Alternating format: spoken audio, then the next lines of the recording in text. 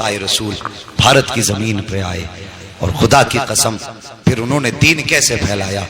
एक रस्म होती है गैर मुस्लिमों में दूध चढ़ाने की, मंदिरों में होती है कि नहीं, वो बात अलग है कि नालियों में दूध बहे तो कोई बात नहीं, लेकिन गरीब के बच्चे के पेट में घूंट दूध नहीं जाना चाहिए।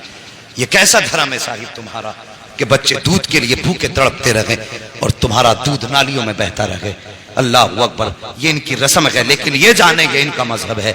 लेकिन हमारा मजहब इतना सच्चा मजहब है, लोग इसे आतंकवाद से जोड़ते हैं। जरा बताइए, जो मजहब रास्ते की पड़ी हुई ईंट को हटाने पे जन्नत की बशारत दे, उससे सीधा सच्चा मजहब कौन सा मजहब हो सकता है? सोचो तो सही। तो उनका उसूल था दूध पिलाने का, और उसी दौर में एक पंडित जी थे, रोज दूध की लुटिया भरी मंदिर चल देते थे, दूध की लुटिया भरी मंदिर चल देते थे, मंदिर जाया करते। एक दिन बेटी कहने लगी, अब्बा जी आज मैं जाऊंगी दूध लेकर के।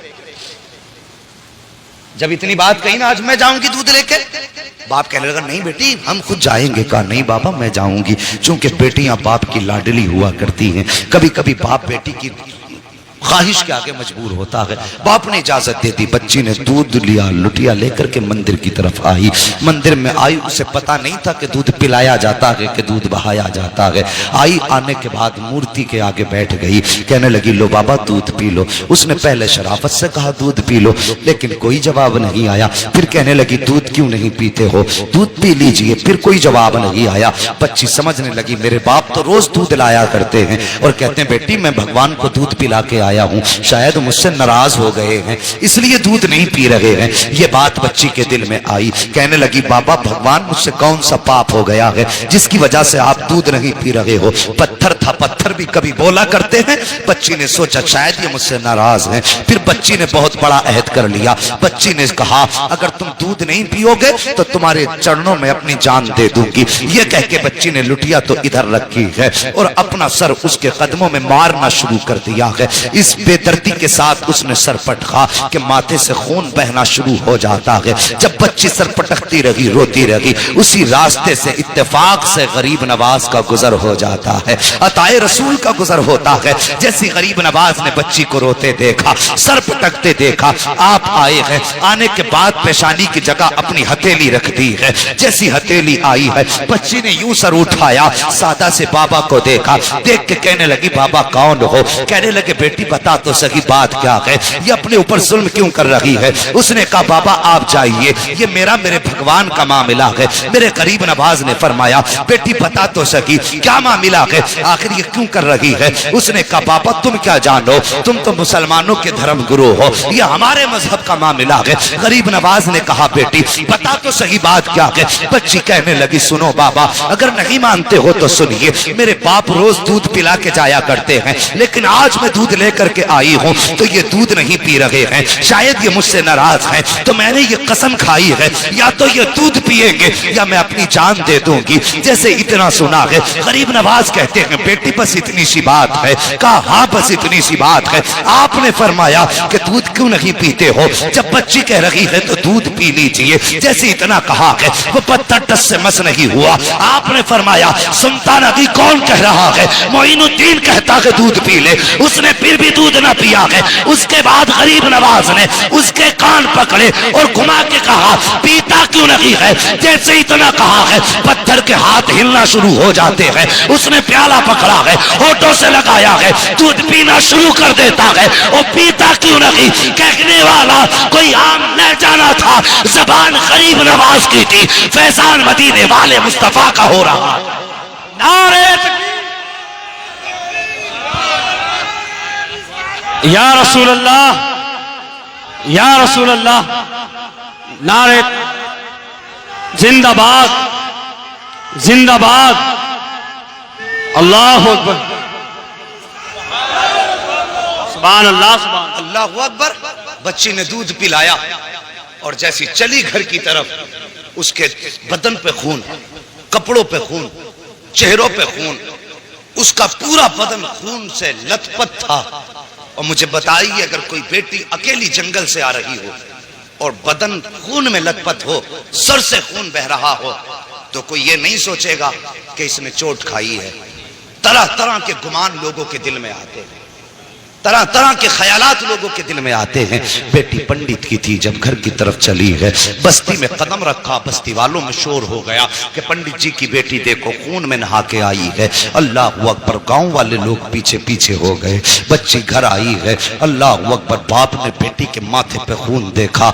باپ تو باپ ہوتا ہے، چاہے وہ کسی بھی دھرم کا ہو، تڑپ گیا، کہنے لگا بیٹی بات کیا ہے؟ اس نے کہا بابا میں دودھ لے کر کے گئی تھی اور میرے بھگوان نے دودھ پینے سے انکار کیا، انہوں نے دودھ نہ پیا تو میں نے قسم کھائی تھی کہ اگر دودھ نہیں پیو گے تو میں تمہارے چرنوں میں اپنی جان دے دوں گی۔ یہ کہہ کے میں نے جب سر ان کے قدموں پہ مارا ہے، اللہ اکبر، سر قدموں پہ مارا ہے، وہ کہتی ہے تب میرے جسم میں خون بہا ہے، تب سر پھٹا خون بہنے لگا، لیکن بابا میں دودھ پلا کے آئی ہوں۔ بچی نے جیسی اتنی بات کہی، باپ کہنے لگا کیا کہہ رہی ہو؟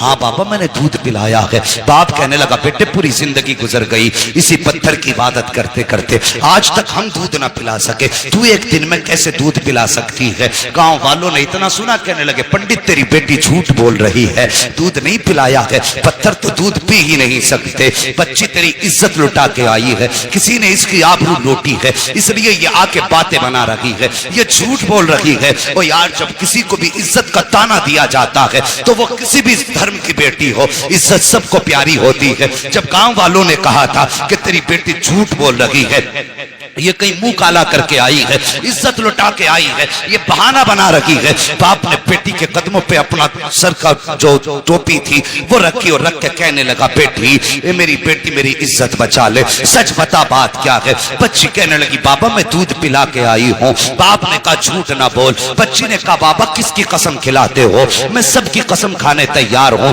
لیکن سچ یہی ہے دودھ پلا کے آئی ہوں۔ جب بیٹی نے بات پہ یہی جواب دیا، گاؤں والے کہنے لگے پنڈت جی اگر یہی سچ ہے، اگر آج اس نے دودھ پلایا ہے تو پھر کل بھی تو یہی دودھ پلا سکتی ہے، کہ چلیے کل ہمارے سامنے دودھ پلائے تب مانیں گے کہ تمہاری بیٹی سچی ہے۔ باپ نے بیٹی کا چہرہ دیکھا، کہا بیٹی تیرا کیا فیصلہ ہے؟ کیا تو دودھ پلانے کے لیے پھر سے تیار ہے؟ بچی نے کہا ہاں میں تیار ہوں۔ کہا ٹھیک ہے، دن مقرر ہوا، وقت مقرر ہوا، پھر سے پورا گاؤں اور یہ بچی اسی مندر کی طرف چلے ہیں جہاں بچی نے اس کو دودھ پلایا تھا۔ جب اسی مندر کے دروازے پہ بچی گئی ہے، جانے کے بعد پورا گاؤں تماشائی ہے، باپ بھی ساتھ میں ہے۔ بچی نے جا کے دودھ کا پیالہ رکھا اور رکھنے کے بعد پھر کہتی ہے مہاراج دودھ پی لیجئے، میرے بھگوان دودھ پی لیجئے، لیکن وہ پھر پتھر ہے، دودھ کیسے پیے؟ بچی نے جب کہا دودھ پی لیجئے، پیتے کیوں نہیں ہو؟ گاؤں والوں نے کہا لگایا، کہا سن پنڈت ہم نے پہلے ہی کہا تھا تیری بیٹی جھوٹ بول رہی ہے، یہ منہ کالا کر کے آئی ہے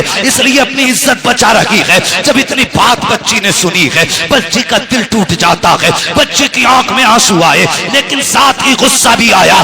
بچی جلال میں اٹھ کے کھڑی ہوئی، توجہ کرنا، بچی جلال میں اٹھ کے کھڑی ہوئی اور کہنے لگی دودھ پیتا ہے یا کل والے بابا کو بلانا پڑے گا، دودھ پیتا ہے یا کل والے بابا کو بلانا پڑے گا۔ جیسی اتنی بات بچی نے کہی ہے، پھر اس نے ہاتھ بڑھایا ہے، دودھ پینا شروع کر دیا ہے۔ پھر جب پتھر کی مورتی نے دودھ پی لیا ہے، کہنے لگی بابا دیکھو کل بھی ایسے ہی دودھ پیا تھا، آج بھی دودھ پی لیا ہے۔ باپ نے کہا بیٹی یہ بابا کون ہے بتا تو سکی، کل کون آیا تھا؟ بچی نے کہا بابا میں اس کا نام تو نہیں جانتی ہوں، لیکن ادھر سے آیا تھا ادھر گیا تھا، پورا گاؤں اس جگہ پہ نکل گیا جس پہ غریب نواز گزر کے گئے تھے۔ ایک درخت کے نیچے جا کے دیکھا میرے غریب نواز بیٹھے ہوئے ہیں۔ جانے کے بعد کہا تھا بیٹی یہی بابا ہے؟ کہا ہاں یہی بابا ہے۔ پنڈت قدموں پہ سر رکھ کے کہتا ہے مہاراج تم بھگوان ہو، جس کے کہنے سے پتھر نے دودھ پی لیا ہے، اتنا کہا ہے۔ غریب نواز نے نکاح کرم اٹھائی ہے،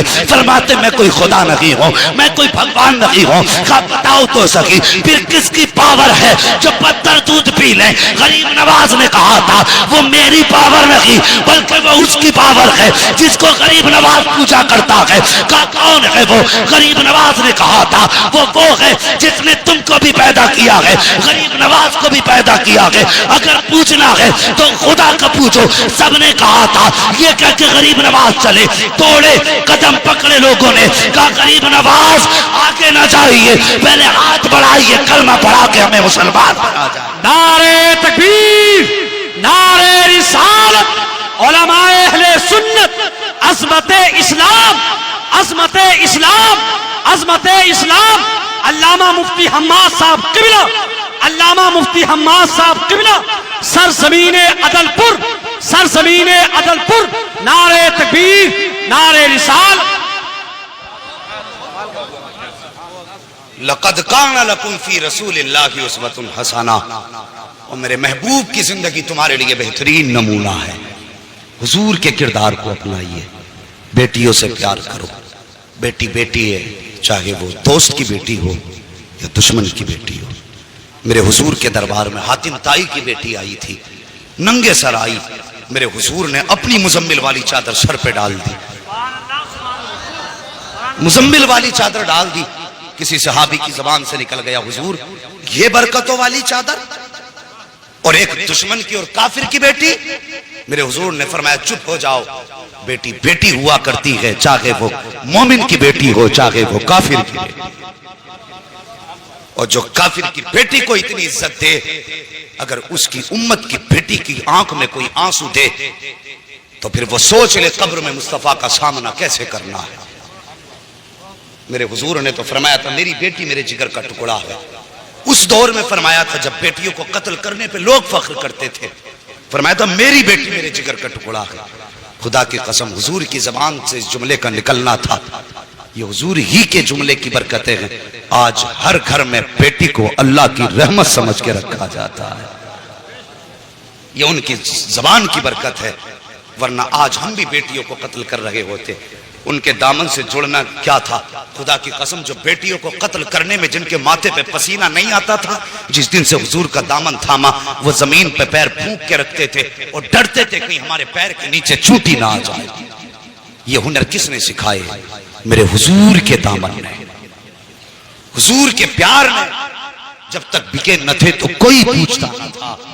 تم نے خرید کر ہمیں انمول کر دیا. ہماری تو کوئی عزت ہی نہ تھی. آج جو عزتوں کی معراج ملی ہے نا، خدا کی قسم یہ محمد عربی کے ٹھوکروں کے صدقے میں. اگر پھر صدقہ ان کی ٹھوکروں کا ہے تو جوان ان سے پیار کر، ان سے وفا کر. تیرے گھر میں بیٹی ہے، بے شک وہ تیرے لیے بڑی رحمت ہے اللہ کی، لیکن ایک نظر اسے یہ بھی سوچ کے ڈال لیا کر کہ میرے حضور کو بیٹی بڑی پیاری تھی. خدا کی قسم اللہ ہر نظر کے صدقے میں تجھے مصطفیٰ کے عشق کا ثواب عطا فرمائے. کریں گے نا انشاءاللہ ایسے ہی؟ ہاں بیٹے مانگو، تمہاری مرضی ہے سجدوں میں گر کے، اس لیے کہ ان سے تمہارا نام چلے گا. لیکن کبھی رو کے رب سے بیٹیاں بھی مانگ لیا کرو، اس لیے کہ بیٹے نصیب سے پیدا ہوتے ہیں، بیٹیاں رب کی رحمت بن کے آیا کرتی ہیں. ہاں بیٹی پیدا ہو چہرہ نہ بگاڑنا، مقدر پہ ناز کرنا. اللہ نے بیٹی دی ہے، یقیناً کوئی نیکی تو نے کی ہے جس کی وجہ سے اللہ تجھ سے اتنا راضی ہوا ہے کہ تیرے آنگن میں بیٹی اتار دی. وہ فرمایا گیا بیٹی کیا آ گیا. بس آخری بات سن لو اور بات ختم کر لو. انشاءاللہ کبھی پھر، انشاءاللہ کبھی پھر بھائی. نہیں کبھی پھر میری بات سمجھیے. میں نہ انشاءاللہ یہ تو خود نہیں پتا ہے کسی کو. اجالے اپنی یادوں کے ہمارے ساتھ رہنے دو. نہ جانے کس گلی میں زندگی کی شام ہو جائے، یہ تو کسی کا کچھ نہیں پتا ہے. نہیں بھائی اللہ اکبر. بات کہہ رہے ہیں تھوڑی سی اعلیٰ حضرت کے تعلق سے کہ تھوڑی سی نہیں دے، مہربانی کریں مجھے. نعرہ تکبیر نعرہ رسالت. علماء اہل سنت علامہ مفتی حماد صاحب قبلہ، علامہ مفتی حماد صاحب قبلہ نعرہ تکبیر نعرہ رسالت. اللہ اکبر. بیٹیوں کو دیکھ کے مسکرا لیا کرو، اس سے مصطفیٰ بھی راضی ہوں گے، ہمارا خدا بھی راضی ہوگا. اور اگر کبھی گھر میں برکت نہ ہو نا، کبھی گھر میں برکت نہ ہو اور تمہیں لگتا ہو آفتیں آ گئی ہیں، بزنس بند ہے، کام ٹھپ ہے، جو بھی کرتے ہیں کوئی نہ کوئی مصیبت لگ جاتی ہے، فرمایا پھر مصلی بچھا، 2 رکعت نماز پڑھ. تیرے گھر کے اندر بیٹی یا بہن موجود ہے، اسے مصلی کے آگے بیٹھا اور پھر رب کے آگے ہاتھ پھیلا دے اور بس اتنا کہ یا اللہ اس بیٹی کے صدقے میں میرے گھر میں برکت عطا فرما دے. فرمایا گیا، بزرگوں نے فرمایا ہاتھ نیچے بعد میں آتے ہیں، خدا کی رحمتیں گھر میں پہلے اتار دی جاتی. اللہ اکبر. او یار لوگوں کی دل جوئی کرو، کسی کا دل نہ دکھاؤ. پوری زندگی ہو گئی مسلک اعلیٰ حضرت کا نعرہ لگاتے ہوئے. اعلیٰ حضرت کو سمجھو کون ہے اعلیٰ حضرت. ذرا قریب سے سمجھیے، میں ان کی زندگی سے